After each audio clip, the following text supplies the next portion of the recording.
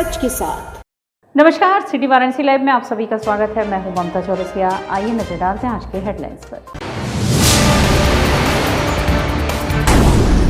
स्वर्णमयी अन्नपूर्णा का 4 दिवसीय दर्शन इस वर्ष शुरू होगा 2 नवंबर धनतेरस पर्व से। अपना घर आश्रम पहुंची फिल्म अभिनेत्री ईशा गुप्ता, गरीब असहाय बेसहारा लोगों से किया मुलाकात। पेंशन बहाली मांग को लेकर कर्मचारी, शिक्षक, अधिकारी एवं पेंशनर्स अधिकार मंच का धरना। और जिला मुख्यालय पर अंडरग्राउंड पार्किंग चालू होने के बाद भी बाहर खड़ी हो रही है गाड़ियां। और अब खबरें विस्तार से।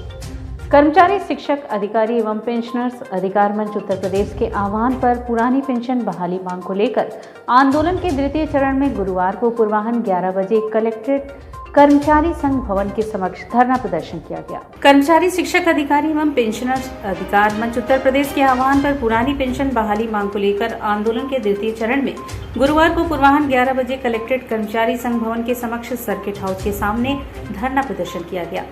धरना प्रदर्शन में जनपद के समस्त घटक संघ, राज्य कर्मचारी संयुक्त परिषद, राज्य कर्मचारी महासंघ, कलेक्ट्रेट कर्मचारी संघ, चतुर्थ श्रेणी कर्मचारी महासंघ, प्राथमिक शिक्षक संघ, माध्यमिक शिक्षक संघ, आंगनबाड़ी, ग्राम पंचायत, सफाई कर्मचारी, आशा बहुएं, रसोइयां, शिक्षा मित्र, नगर निगम कर्मचारी संघ, जल संस्थान कर्मचारी संघ सहित लगभग सैकड़ों संगठन के अलावा भारी संख्या में कर्मचारी शिक्षकों ने भागीदारी की। धरने की अध्यक्षता शशिकांत श्रीवास्तव, जिलाध्यक्ष व संचालन प्रधान महासचिव कैलाशनाथ यादव ने किया। धरना प्रदर्शन में सरकार के प्रति आक्रोश व्यक्त करते हुए कहा कि प्रदेश सरकार कर्मचारियों के हितों के प्रति संवेदनशील शून्य है, जबकि पूरे प्रदेश में 5 अक्टूबर को मोटरसाइकिल रैली निकालकर अपनी मांगों के निराकरण हेतु सरकार से मांग की गई थी। उसके बाद भी आज तक सरकार द्वारा कोई भी कदम समस्याओं के निराकरण हेतु नहीं उठाया गया, जिससे सभी कर्मचारी एवं शिक्षकों में भारी रोष व्याप्त है। अधिकार मंच के अध्यक्ष शशिकांत श्रीवास्तव ने कहा कि गत 4.5 वर्ष में सरकार द्वारा पुरानी पेंशन बहाली, शिक्षा मित्रों के स्थानीयकरण, कर्मचारियों के वेतन विसंगति दूर करने के आदि मामलों में समितियां गठित की गई, परंतु समितियों द्वारा कोई भी कार्य नहीं किया गया तथा परिणाम शून्य रहा।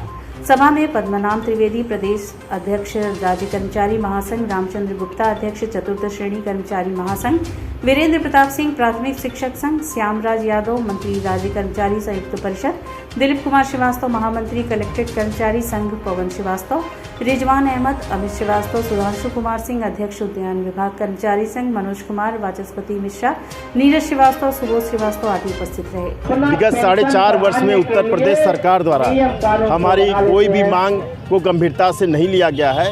इसी आक्रोश को लेकर के हम यहाँ पर किए हैं। पुरानी पेंशन बहाली मांग विगत कई वर्षों से हमारी चल रही है, जैसा जानते हैं, और इस संबंध में माननीय मुख्यमंत्री महोदय को ज्ञापन भी दिया है। लेकिन इसके साथ साथ हमारी ये भी मांग है कि जैसे आंगनबाड़ी कार्यकर्ता बहनें हैं यहाँ पे, उनका मानदेय बढ़ाने जाने की मांग है। लगातार वो विगत कई वर्षों से संघर्ष कर रहे हैं और माननीय मुख्यमंत्री उत्तर प्रदेश सरकार ने भी काफ़ी आश्वस्त किया था कि हम मानदेय बढ़ाएंगे इनकी मीटिंगों में जा करके, लेकिन वो शासनादेश लागू नहीं किया गया।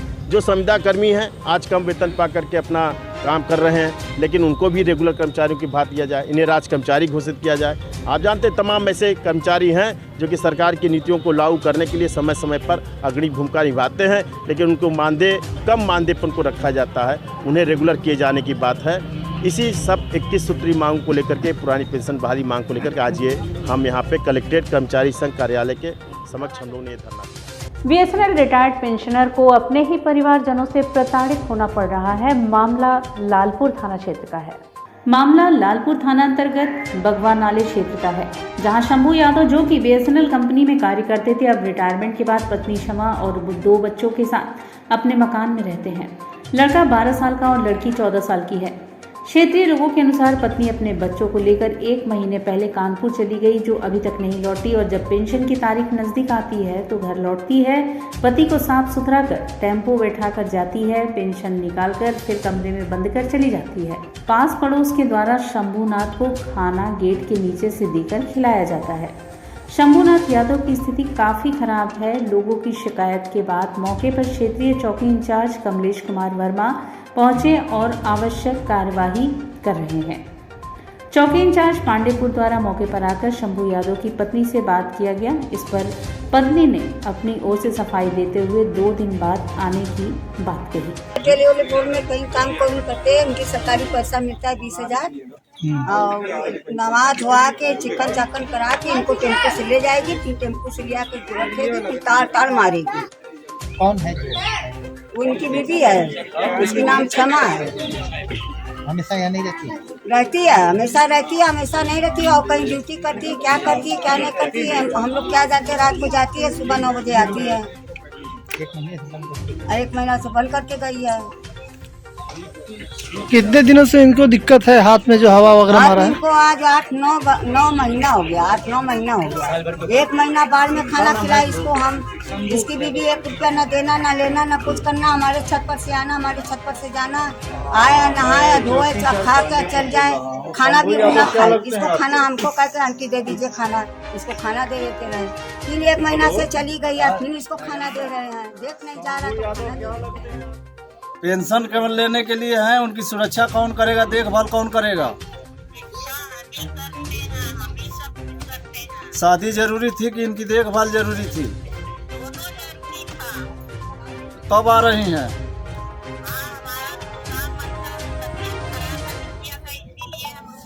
तो बनारस से भी ज्यादा सुविधा कहाँ है बिटिया के इलाज के लिए?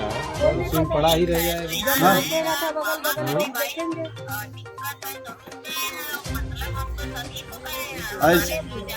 ऐसा है कि कोई घटना होती है तो आप समझ लीजिएगा आपकी जिम्मेदारी होगी। उस ये बात सही है कि गलत है, ये पहले बताओ किसने सूचना दिया, इससे तुम्हारा मतलब नहीं है। हाँ,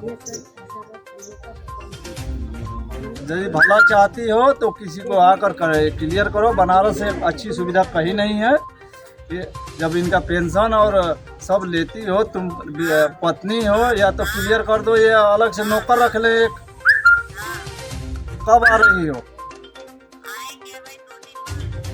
पीएम नरेंद्र मोदी के द्वारा अंडरग्राउंड इन पार्किंग का उद्घाटन करने के बाद भी वाराणसी की कचहरी रोड गाड़ियों के झुंड से पटी रहती है, जो जाम का एक विशेष कारण है। पीएम नरेंद्र मोदी के द्वारा अंडरग्राउंड इन पार्किंग का उद्घाटन करने के बाद भी वाराणसी की कचहरी स्थित अंडरग्राउंड इन पार्किंग के बाहर ही अधिवक्ताओं का गाड़ी का जमावड़ा लगा हुआ है।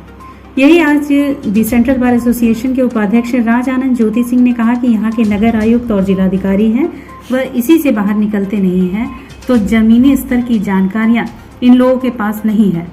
क्या हो रहा है इन लोगों को कुछ पता ही नहीं। राज आनंद ज्योति सिंह ने बोला कि अधिकतर यहाँ पर गाड़ियां अधिवक्ताओं की हैं। इसके पहले जो पूर्व में स्टैंड था वह अधिवक्ताओं से 200 मंथली लेता था, चाहे जितनी बार हुआ स्टैंड से गाड़ी निकाली फिर खड़ी कर दी, लेकिन 200 मंथली में ही गाड़ी खड़ी होती थी।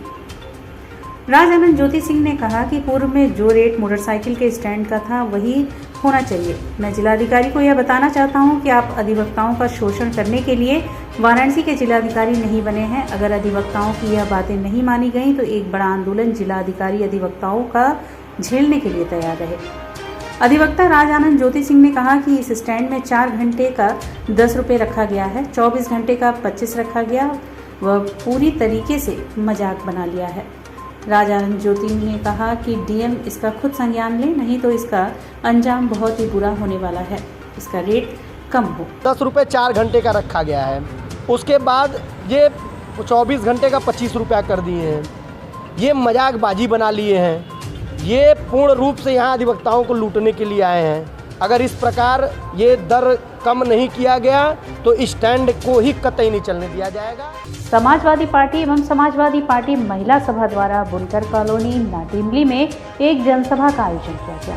समाजवादी पार्टी एवं समाजवादी पार्टी महिला सभा द्वारा बुनकर कॉलोनी नाटिमली में एक जनसभा का आयोजन किया गया, जिसमें मुख्य अतिथि समाजवादी पार्टी महिला सभा की राष्ट्रीय अध्यक्ष जूही सिंह और विशिष्ट अतिथि जिलाध्यक्ष सुजीत यादव लक्कड़ एवं महानगर अध्यक्ष विष्णु शर्मा थे। जनसभा में बड़ी संख्या में बुनकर एवं महिला उपस्थित थी। मुख्य अतिथि के रूप में जूही सिंह ने आधी आबादी एवं बुनकरों को संबोधित करते हुए कहा कि आपको अपने अधिकार की लड़ाई खुद लड़नी होगी। इसमें समाजवादी पार्टी आपके साथ है। मौजूदा भाजपा सरकार में महिलाओं पर अत्याचार बढ़े हैं।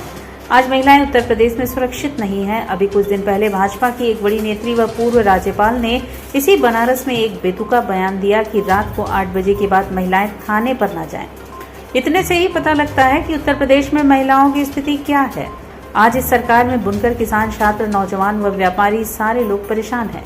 किसान हमें पेट भरने के लिए अन्न देता है तो बुनकर तन ढकने के लिए कपड़ा देता है, लेकिन दुर्भाग्यवश भाजपा सरकार की गलत नीतियों के कारण किसान व बुनकर दोनों आत्महत्या कर रहे हैं। वर्तमान सरकार में इनकी स्थिति बहुत ही दयनीय है। योगी सरकार में महंगाई, भ्रष्टाचार, अपराध और महिलाओं पर अत्याचार बढ़े हैं। लोगों को झूठे मामले में फंसाया जा रहा है। महिलाएं अब जागरूक हो चुकी हैं, लिहाजा आधी आबादी प्रदेश में दोबारा सपा की सरकार बनाएगी। अखिलेश यादव जी फिर से मुख्यमंत्री बनेंगे और फिर से विकास रफ्तार पकड़ेगी। जनसभा में मुख्य रूप से शालिनी यादव, पूर्व मंत्री मनोज राय धुपचंडी, विधान परिषद सदस्य आशुतोष सिन्हा, अब्दुल समद अंसारी, जिला महासचिव आनंद मौर्य, प्रदीप जायसवाल आदि लोगों ने अपने विचार व्यक्त किए। कि बनारस को झूठा वादा तो नहीं किया कि हम काशी को क्योटो बना देंगे, लेकिन बनारस उनके दिल में रहता है, क्योंकि हम उत्तर प्रदेश को जीते हैं, हम समाजवादी हैं, हमें और आप में कोई फर्क नहीं है। तो क्यों हमें किसी की जरूरत है, क्यों हमें जरूरत है कि हम किसी को गोद ले लें, किसी को बुला लें? क्या हमारे पास अपना स्थानीय नेतृत्व नहीं है? क्या हमारे पास अपना नेता नहीं है? क्या हमारे पास अपना खुद का भाई बेटा नहीं है अखिलेश यादव के रूप में? आज उत्तर प्रदेश को उनकी जरूरत है, हमको उनकी जरूरत है, इसलिए कि हमें एक ऐसा मुख्यमंत्री चाहिए जो सचमुच हमारे बारे में सोचे। वाराणसी के गढ़वा घाट रोड स्थित अपना घर आश्रम पहुंची फिल्म अभिनेत्री ईशा गुप्ता। वाराणसी में गढ़वा घाट रोड स्थित अपना घर आश्रम पहुंची फिल्म अभिनेत्री ईशा गुप्ता यहां रह रहे गरीब, असहाय, बेसहारा लोगों से मुलाकात की। साथ ही लोगों ने फिल्म अभिनेत्री ईशा गुप्ता के साथ खूब सेल्फी ली। जब ईशा गुप्ता से बनारस के बारे में बात की गई तो ईशा गुप्ता ने बताया कि पहले की अपेक्षा बनारस बहुत बदल चुका है। बनारस की सड़कें, बनारस की गलियां, बनारस में बहुत अच्छे रेस्टोरेंट हो गए हैं। बहुत अच्छा लगता है। बनारस में दूसरी बार आई हूँ, अभी मैं बाबा के दर्शन करूंगी। साथ ही उन्होंने लोगों से अपील की कि जो भी सक्षम पैसे वाले लोग हैं वह अपना घर, आश्रम व अपना दायित्व निभाएं, जितना हो सके उतना लोगों की मदद करें। बहुत ऐसे लोगों से मिली, या तो उनकी मानसिक स्थिति एकदम सही नहीं है, या फिर हैंडीकैप्ड हैं, या फिर कुछ भी प्रॉब्लम हो, जिसका कोई नहीं उसके लिए अपना घर है। आई थिंक इसीलिए नाम अपना घर रखा गया है। बहुत अच्छा लगा यहाँ के सबसे मिलके और जैसे सबका ख्याल रखा जा रहा है। मैम, काशी में आके आपको कैसा लगा? काशी में आके बहुत अच्छा लगा। जैसे बोलते हैं ना, इसीलिए बोलते हैं, एक्चुअली क्या है ना, हिंदुस्तान में हम लोग अपनी जड़ों को भूल जाते हैं। पूरी दुनिया हम लोग घूमते रहते हैं और फॉरेन से लोग इतने यहाँ पे आते रहते हैं और फिर काशी के बारे में बोलते हैं। तो आई थिंक बहुत ज़रूरी है वापस हिंदुस्तान में वो जगह जाना जहाँ से जिसको सच में हम हिंदुस्तान बोलते हैं। और यहाँ वक्त चला है छोटे से ब्रेक का। मिलते हैं ब्रेक के बाद। वाराणसी लाइव, सच के साथ। Best fundamental lab, best faculty, best placement set. We are proud to be a student of JDSR. I am a student of Jeevandeep Mahavidyalaya. I am proud of Mahavidyalaya for excellent faculty, best support and best infrastructure and best placement. Best fundamental lab, best faculty, best placement set. We are proud to be a student of JDSR. I am a student of Jeevandeep Mahavidyalaya. I am proud of Mahavidyalaya for excellent faculty, best support and best infrastructure and best placement. I'm a great mother.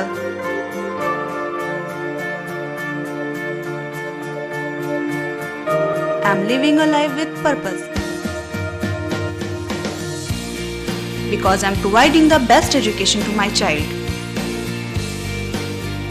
And that's the Swami Harsevanand Public School.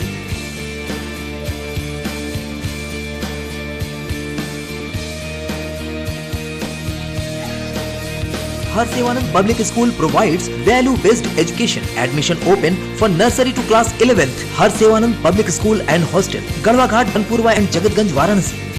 हम तोड़ेंगे ये सन्नाटा, करेंगे बात आपकी, बात बना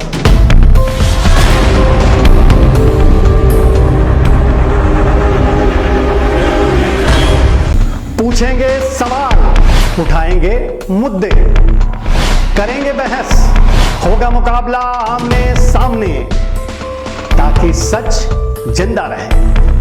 बेबाक बहस। कोरोना वायरस ने देश में एक बार फिर से रफ्तार पकड़ ली है। ऐसे में जरूरी है कि सभी लोग पूरी एहतियात बरतें। घर से बाहर निकलते समय मास्क का सदैव प्रयोग करें। समय समय पर हाथों को सैनिटाइजर से सैनिटाइज करें। ज्यादा भीड़ भाड़ वाली जगहों में जाने से बचें। 2 गज की दूरी का पालन करें। स्वस्थ रहें, सुरक्षित रहें। जनहित में जारी वाराणसी लाइव। वाराणसी लाइव, सच के साथ। और ब्रेक के बाद पुनः आपका स्वागत है। प्रत्येक वर्ष की भांति धनतेरस से शुरू होने वाली स्वर्णमयी अन्नपूर्णा के दर्शन इस वर्ष 2 नवंबर से शुरू होगा, जो 5 नवंबर अन्नकूट पर्व तक चलेगा। प्रत्येक वर्ष धनतेरस से शुरू होने वाली स्वर्णमयी अन्नपूर्णा का दर्शन इस वर्ष 2 नवंबर से शुरू होगा, जो 5 नवंबर अन्नकूट पर्व तक चलेगा। दर्शन पूजन और आयोजन के संदर्भ में गुरुवार को बांसफाटक स्थित श्री काशी अन्नपूर्णा अन्न क्षेत्र ट्रस्ट की दूसरी शाखा के सभागार में एक पत्रकार वार्ता आयोजित की गई, जिसमें महंत शंकरपुरी ने बताया कि इस वर्ष भी पूरा विश्व कोरोना महामारी से लड़ रहा है।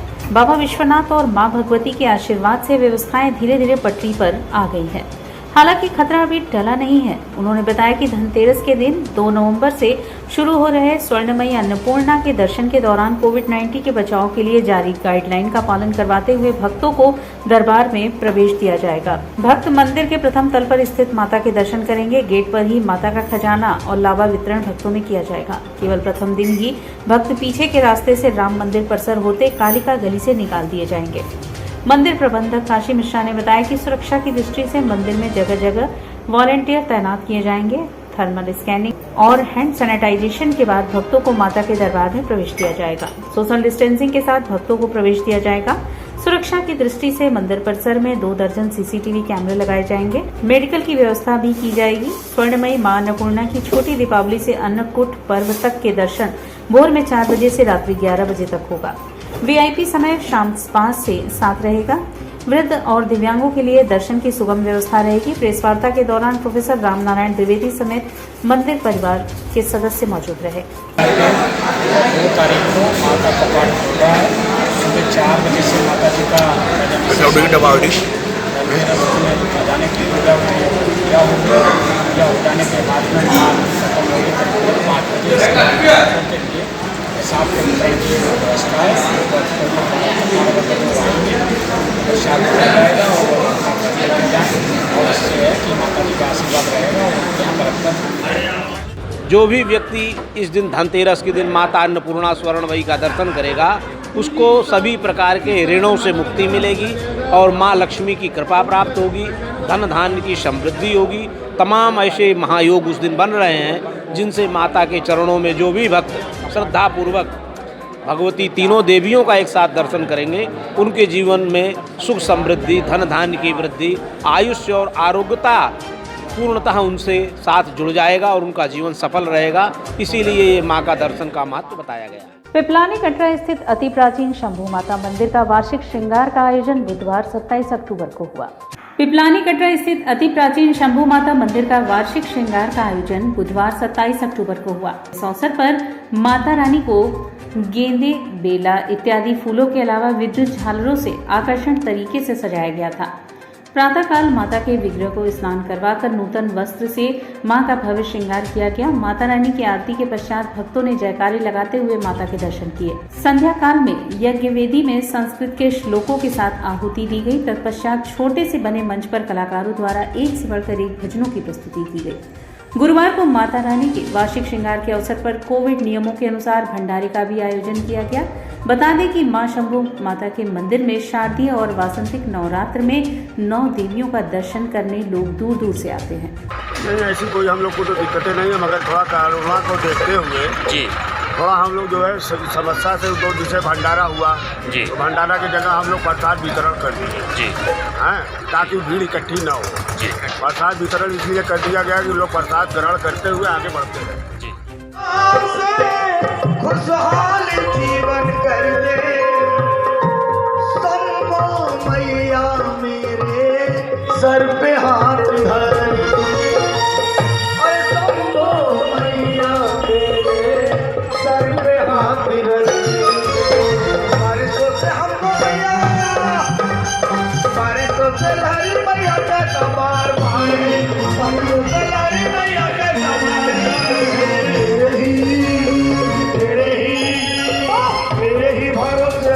मेरा धन्यवाद। संकुलधारा तालाब पर परम पूज्य महामंडलेश्वर स्वामी श्री प्रखर जी महाराज के सानिध्य में भूमि पूजन का आयोजन हुआ। श्री प्रखर परोपकार मिशन ट्रस्ट के तत्वाधान में मोक्षदायिनी पावन नगरी काशी में विश्व कल्याण हेतु परम पूज्य महामंडलेश्वर स्वामी श्री प्रखर जी महाराज के सानिध्य में आगामी 18 जनवरी 2022 से 9 मार्च 2022 तक आयोजित होने वाले विराट श्री लक्ष्य चंडी महायज्ञ के क्रम में गुरुवार 28 अक्टूबर को अपराह्न 11 बजे द्वारकाधीश मंदिर परिसर संकुलधारा तालाब पर परम पूज्य महामंडलेश्वर स्वामी श्री प्रखर जी महाराज के सानिध्य में भूमि पूजन का आयोजन किया गया। इस अवसर पर विधायक सौरभ श्रीवास्तव के अलावा बड़ी संख्या में लोग उपस्थित थे। विराट लक्ष्य चंडी यज्ञ का आयोजन यह संपन्न होना है 18 जनवरी से और 9 मार्च 2022 तक 51 दिन में ये यज्ञ संपन्न होगा। उस यज्ञशाला का निर्माण इसी स्थान पर द्वारिकाधीश मंदिर काशी केदारखंड के हृदय में ये यज्ञ संपन्न होगा। उस यज्ञशाला निर्माण के लिए भूमि पूजन अभी हुआ। अब इस यज्ञ के द्वारा जो ताकतवर आध्यात्मिक ऊर्जा उत्पन्न होगा उसमें 1 लाख दुर्गा सप्तशती का पाठ होंगे, 10,000 पाठ से आहुति पड़ेगी। इस ताकतवर ऊर्जा के द्वारा हिंदुस्तान के आतंकवाद, विश्व भर के आतंकवाद समाप्त होंगे। भारत विश्व गुरु बनेगा। हिंदुस्तान की सीमाओं की सुरक्षा सुनिश्चित होगा, आभ्यंतरीण सुरक्षा सुनिश्चित। साहित्य संघ वाराणसी द्वारा सोच विचार के संयोजन में बुधवार को नागरी प्रचारणी सभा में हिंदी गजल और सामायिक चेतना विषय विमर्श का आयोजन हुआ। साहित्य संघ वाराणसी द्वारा सोच विचार के संयोजन में बुधवार को नागरी प्रचारणी सभा में आयोजित हिंदी गजल और सामायिक चेतना विषय विमर्श के मुख्य अतिथि दिल्ली से पधारे प्रख्यात गजलकार कमलेश भट्ट कमल ने कहा कि हिंदी गजल ने स्वयं को समकालीन कविता के मुहावरे से हर विसंगति एवं विडंबना पर हिंदी गजल की नज़र है तथा वह हर टूटन एवं बिखराव को रोकने के लिए बेचैन दिखलाई पड़ती है। सामाजिक सरोकारों की कोख से जन्मी हिंदी गजल सामाजिक सरोकारों से कभी मुख नहीं मोड़ सकती, लेकिन इसमें कितनी गहराई और व्याप्ति आई है तथा इसके रंग कितने चटक हुए हैं, समय समय पर इसकी पहचान जरूरी है। सुरक्षा और रोजी रोटी की समस्याओं के साथ साथ प्रेम और सौंदर्य की छवियां भी हैं। समकालीन जीवन का कोई आयाम इससे अछूता नहीं रह गया। इसी कारण हिंदी गजल आज हिंदी कविता की सबसे लोकप्रिय विधा के रूप में प्रतिष्ठित है। विमर्श में सहभागिता करते हुए चर्चित कवि एवं गजलकार शिव कुमार पराग ने उपेक्षा का प्रश्न उठाया। काशी के प्रतिनिधि गजलकार धर्मेंद्र गुप्ता साहिल ने इस बात को रेखांकित किया कि समय के साथ होना ठीक है, किंतु गजल के रूप में विधान एवं स्तरीयता के प्रति भी सजगता जरूरी है। आकाशवाणी की सेवा से संबद्ध गजलकार अभिनव अरुण ने विषय प्रवर्तन करते हुए कहा कि हिंदी गजल ने हिंदी साहित्य की समृद्धि में नया अध्याय जोड़ा है तथा समय की नब्ज पर मजबूती के साथ हाथ रखते हुए समय के पार भी अपनी दृष्टि का फैलाव किया है। संगोष्ठी के मुख्य वक्ता प्रोफेसर वशिष्ठ अनूप ने कहा कि हिंदी गजल हमारे समय से के बहुआयामी यथार्थ और अनेक प्रकार की चुनौतियों से रूबरू होकर उनसे सीधी मुठभेड़ कर रही है। इस अवसर पर डॉक्टर राम अवतार पांडे, सुरेंद्र वाजपेयी, डॉक्टर पवन कुमार शास्त्री, दिवेश चौधरी, योगेश चतुर्वेदी, सभाजीत शुक्ला, श्रद्धानंद, हिमांशु उपाध्याय, केदारनाथ राय, मोहनलाल गुप्ता, शुभाजीत साहा आदि उपस्थित रहे। अतिथियों का स्वागत डॉक्टर राम सुधार सिंह तथा धन्यवाद ज्ञापन डॉक्टर दयानिधि मिश्र ने किया। कार्यक्रम का संचालन डॉक्टर जितेंद्र नाथ मिश्र ने तथा संयोजन वासुदेव ओबराय ने किया। डॉक्टर वशिष्ठ अनूप जी कह रहे थे दुनिया का कोई भी ऐसा विषय नहीं जिस पर गजल ना कही जा रही हो, हिंदी गजल। इस मामले में हमारी हिंदी गजल आज बिल्कुल वैश्विक स्तर पर है। हर संवेदना, दुनिया की कोई चीज़ आप देख लीजिए, वैश्विक आतंकवाद देख लीजिए, अभी बाजारवाद की बात हो रही थी वो देख लीजिए, दुनिया भर के जो राजनीतिक वितंडावाद होता रहता है, अमेरिका में क्या घटित होता है उसका जो गूंज होती है वो हमारी गजलों में दिखाई देती है। और इसी के साथ सिटी वाराणसी लाइव का यह प्रसारण यहीं समाप्त होता है। ममता चौरसिया को दे इजाजत। नमस्कार।